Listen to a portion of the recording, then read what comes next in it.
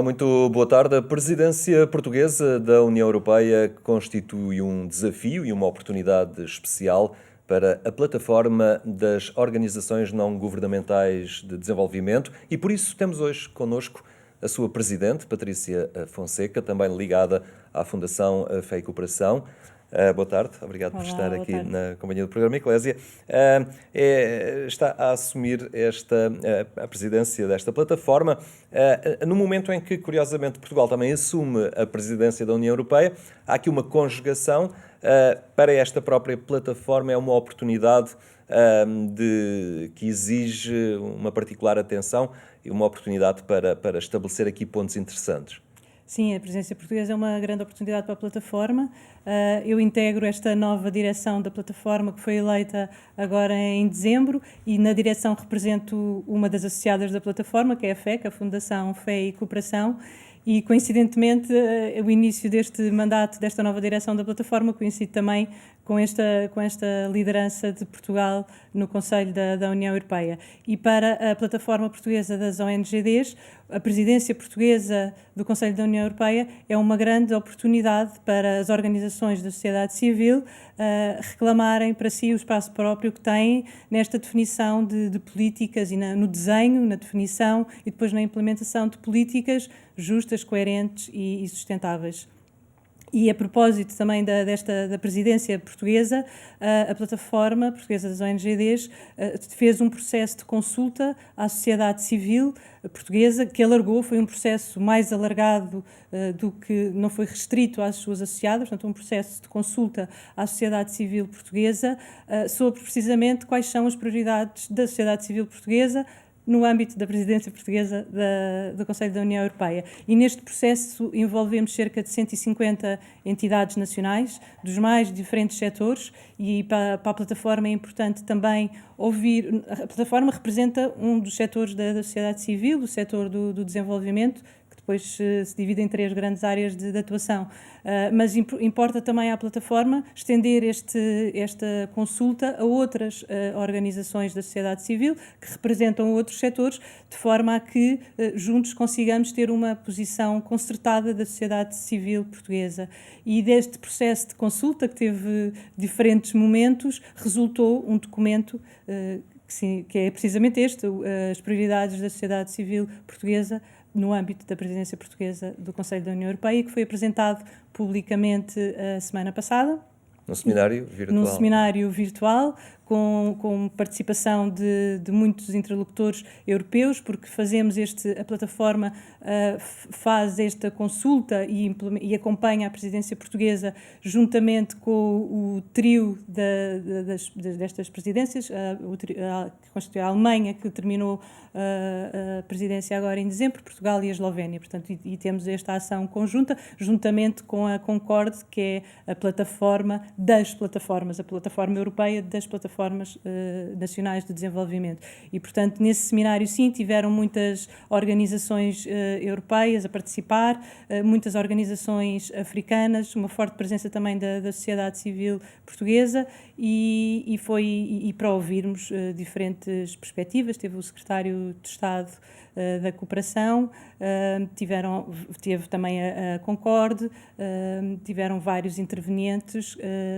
no fundo, para fazer este diálogo e colocar as prioridades desta presidência. E conseguiram identificar, antecipar já algumas prioridades, alguns consensos, digamos assim, que surjam como mais urgentes, mais essenciais? Sim, neste documento que resultou desta consulta pública, há 5 grandes prioridades da sociedade civil portuguesa e que apresentam à presidência portuguesa. Uma é afirmar uma Europa solidária e respeitadora do desenvolvimento global.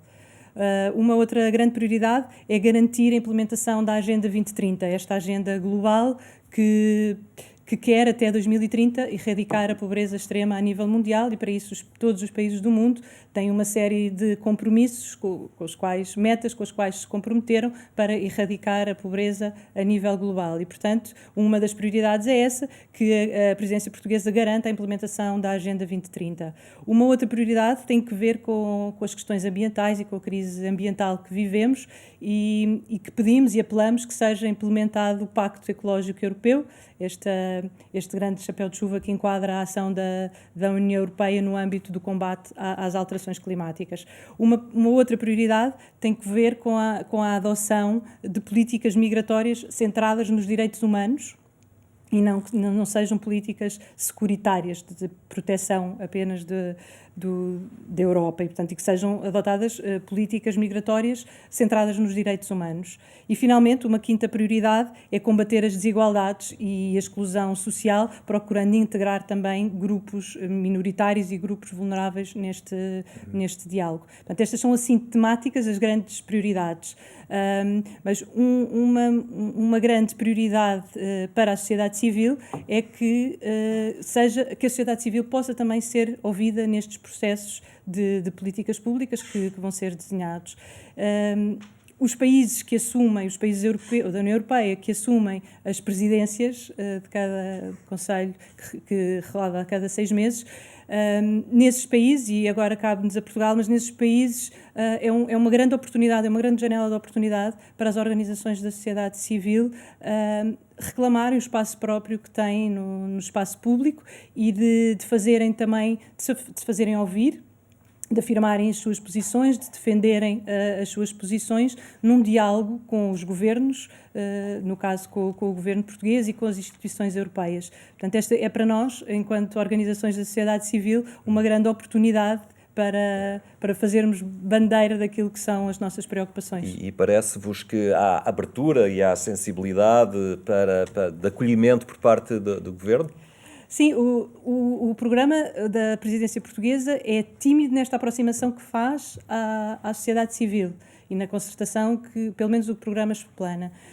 Mas, neste evento que a plataforma promoveu a semana passada, onde teve o Sr. Secretário de Estado dos Negócios Estrangeiros e da Cooperação, houve grande abertura para ouvir a sociedade civil e, portanto, naquele evento tivemos a oportunidade de dizer que nós, organizações da sociedade civil, aqui estamos prontas e disponíveis para o diálogo e esperamos que este diálogo se efetive e se concretize, e temos grande esperança que sim, temos uma grande relação com o gabinete e, portanto, acreditamos que este diálogo vai acontecer. Nestas prioridades que há pouco elencava, a questão das migrações parece ser talvez uma das menos consensuais no que toca, não às ONGs, mas particularmente aos Estados, não é? No espaço da União Europeia há aqui muito caminho a fazer nesta matéria. Sim, há muito caminho a fazer e eu acho que aqui as ONGs têm um papel fundamental. Sabemos que esta é uma questão fraturante na Europa, no Parlamento Europeu, sempre que são votadas estas matérias, divide sempre o Parlamento e as ONGs têm aqui um grande trabalho a fazer, porque as ONGs estão onde estão as pessoas e acompanham diretamente. Muitas nossas associadas trabalham nestes campos de refugiados, trabalham com migrantes, que são situações diferentes, migrantes e refugiados, mas as ONGs e as nossas associadas trabalham com estas pessoas e conhecem de perto aquilo que são as dificuldades, aquilo que são os grandes problemas, os gravíssimos problemas que conhecemos e também conhecem as esperanças e as expectativas que estas pessoas ainda têm. E é muito importante que a voz das ONGs e a voz destas pessoas que vivem estes problemas seja ouvida. E eu acho que as organizações não governamentais para o desenvolvimento e as associadas da plataforma, em particular, que trabalham esta temática, têm feito um grande trabalho de influência e de pressão política e que devem continuar a fazer, e que a presidência portuguesa é uma grande oportunidade para pôr esse assunto em cima da mesa. Esta questão das migrações acaba também por colocar o foco um bocadinho também no cuidado que há, ou no trabalho a fazer a montante do problema. E muitas dessas organizações estão lá, estão no continente africano, estão noutras regiões do mundo a trabalhar em projetos ligados ao desenvolvimento e passa por aí também por uma política externa da União Europeia capacitadora de fluxo de oportunidades de desenvolvimento para esses países fornecedores tradicionais dos migrantes? Sim, temos migrantes vindos de vários pontos do mundo e com causas muito distintas. Uma das áreas de trabalho das associadas da plataforma é a cooperação para o desenvolvimento. Aliás, são 3 áreas de trabalho: a cooperação para o desenvolvimento, que é precisamente trabalhar nos países em desenvolvimento, em áreas muito concretas de educação, saúde, direitos humanos, e com equipas nestes países. Outra área é a ajuda de emergência, ajuda humanitária de emergência, e outra área, a área de educação para o desenvolvimento e educação para a cidadania global, aqui em Portugal. E na área da cooperação para o desenvolvimento, as organizações procuram fazer esse trabalho com as populações locais, procuram fazer esse trabalho de capacitação das populações e das organizações locais. E a União Europeia, e esse também é uma mensagem forte da plataforma e também para a presidência portuguesa, é que a União Europeia assuma também este seu compromisso nas suas relações externas com os parceiros, com os países parceiros, como assim são chamados, e que a ação da União Europeia é muito concentrada em questões internas, mas é muito importante também que a ação da União, e a União Europeia também tem muitas relações externas e com os países parceiros, mas que seja reforçada também. E, sobretudo, neste contexto pandémico, em que vivemos todos nos nossos quadrados e que aqui estamos nos nossos quadrados e a olhar para internamente o que é preciso fazer, e há muita coisa que é necessário fazer internamente, mas esta crise pandémica veio acrescentar muita complexidade a todas estas interdependências, este mundo globalizado onde vivemos, veio acrescentar mais complexidade ainda. E, portanto, há aqui um perigo grande de olharmos para dentro e de nos fecharmos nos nossos quadrados e não vermos esta perspectiva global neste mundo globalizado que vivemos. E, portanto, um dos apelos também que a plataforma faz no âmbito da presidência portuguesa é também que reforce as suas relações com os países parceiros. E está em cima da mesa a nova estratégia Europa-África, que deve ser definida agora, esperamos nós, no âmbito da presidência portuguesa, e, portanto, há todo aqui um diálogo a fazer com os países que são parceiros da União Europeia, e um diálogo que nós reclamamos muito, que seja um diálogo entre pares e que não seja a União Europeia a dizer como é que cada um destes países tem que, no fundo, quais são as regras do jogo, mas que seja de facto um diálogo entre pares, entre a Europa e o continente africano. Pegando nesta ideia, e dado a situação de emergência que vivemos, nota-se, ou há este risco, em todo o caso, de um aumento do individualismo, do fechamento, lá está, dos quadrados, que referi há pouco, de repente as prioridades externas ficarem muito mais relativizadas em função de uma urgência interna? Sim, corremos esse risco, e eu acho que esse risco vem do micro.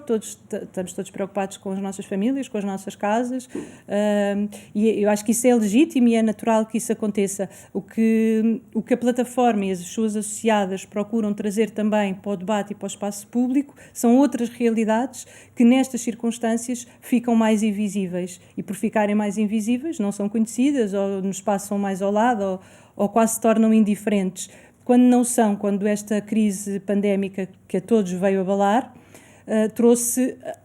aprofundou ainda mais, ou está a aprofundar ainda mais as desigualdades dentro dos países. Sabemos que são os grupos mais vulneráveis que são os mais afetados, sempre, e entre países, que são os países mais vulneráveis que são os mais afetados com esta crise pandémica. E aquilo que reclamamos é que nesta recuperação, que todos queremos que seja breve, mas que seja também uma recuperação global e que seja para todos, e que nesta própria recuperação não se acentuem ainda mais as desigualdades que já existiam antes desta crise sanitária.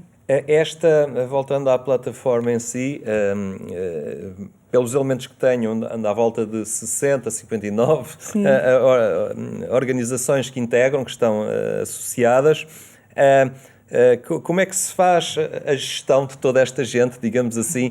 Há vocações muito diferentes, especificidades, alinhamentos por linhas religiosas ou culturais diferentes. Como é que se consegue coesão, de alguma forma, e gerir todos os interesses diferentes ONGs. Sim, é verdade, a plataforma tem cerca de 60 associadas, todas muito diferentes, com algumas confessionais, muitas não, são organizações laicas, são organizações que trabalham em setores e áreas temáticas muito diferentes, desde as migrações, ambiente, direitos humanos, comércio justo, trabalham em áreas muito diferentes, mas todas convergem num ponto, é que trabalham na área do desenvolvimento global, nas 3 áreas que há pouco mencionei: cooperação para o desenvolvimento, com equipas nos países em desenvolvimento, ajuda humanitária e de emergência, quando há crises, catástrofes naturais, que mobilizam equipas para ir para esses cenários de ajuda humanitária, e na área da educação para o desenvolvimento e educação para a cidadania global, que no fundo são, nesta área concreta em que trabalhamos em Portugal, procuramos fazer uma reflexão crítica destas interdependências e fazer um processo de educação, tanto nas escolas como com a população em geral, fazer um processo de reflexão crítica que seja mobilizador e que as pessoas e os cidadãos possam agir de forma consciente, esclarecida e informada. Portanto, estas são as 3 áreas de atuação da plataforma. E dentro da plataforma há vários grupos de trabalho onde as associadas, dependendo das áreas em que trabalham, se juntam. Uma forma de trabalho, de governação da plataforma é esta: as associadas reúnem-se por grupos de trabalho, consoante as suas próprias áreas de trabalho, de interesse e de intervenção. Depois há também comunidades de prática, que é este nome que chamamos também, onde as associadas se vão juntando por áreas temáticas. E depois procuramos concertar, no fundo, aquilo que procuramos fazer temos 2 níveis de atuação, um nível interno e um nível externo. No nível interno procuramos capacitar e formar as nossas associadas e os colaboradores das associadas para que as associadas possam ser organizações de excelência e fazer o seu trabalho operacional no terreno, e possam também ter uma gestão eficaz dos seus recursos financeiros, humanos. Portanto, essa é uma forte componente de capacitação interna das nossas associadas. Uma outra componente interna é da coesão interna. Quase que imaginando uma casa, a plataforma é esta casa onde as associadas se juntam, onde se reúnem para discutir ideias, muitas vezes com pontos de vista diferentes, faz parte, e ainda bem que assim é, e neste encontro de diferentes perspectivas, concertar posições que depois são, e aí é a parte externa, que são depois defendidas amplamente no espaço público e junto dos decisores políticos. E no espaço público aquilo que trazemos é sempre a posição das nossas associadas, que é concertada internamente. Aliás, este documento para a presidência portuguesa, as prioridades para a presidência portuguesa, foi assim, alargado a mais organizações que não apenas associadas, mas foi um processo assim. Está também em cima da mesa a revisão da estratégia portuguesa para a cooperação, para o desenvolvimento. A estratégia, o seu prazo de vigência terminou no fim de 2020 e, portanto, prevê-se que agora seja introduzida uma nova estratégia, e estamos neste processo de reflexão. E este foi um processo de reflexão que já fizemos em 2020, junto das nossas associadas. Que visão é que as associadas têm e que nós temos enquanto plataforma para a cooperação portuguesa? E esse documento já está disponível, já foi apresentado e resulta deste processo de diálogo interno, de concertação, e que agora é amplamente defendido e apresentado no espaço público. Quando olhamos para esta plataforma e o número de organizações que a integram, podemos ver que ela acaba por ser um termómetro, digamos assim, da saúde, da participação da sociedade civil também, do envolvimento da sociedade civil nas questões do desenvolvimento. Isso mede-se também pelo número de grupos que há e de interesse que há, crescente, da espontaneidade como as coisas vão surgindo também na sociedade civil. Sim, acho que a sociedade civil tem vindo cada vez mais a organizar-se, e a plataforma todos os anos é contactada por algumas organizações que querem integrar a plataforma, e, portanto, isso demonstra também algum dinamismo e vitalidade do próprio setor e da sociedade civil.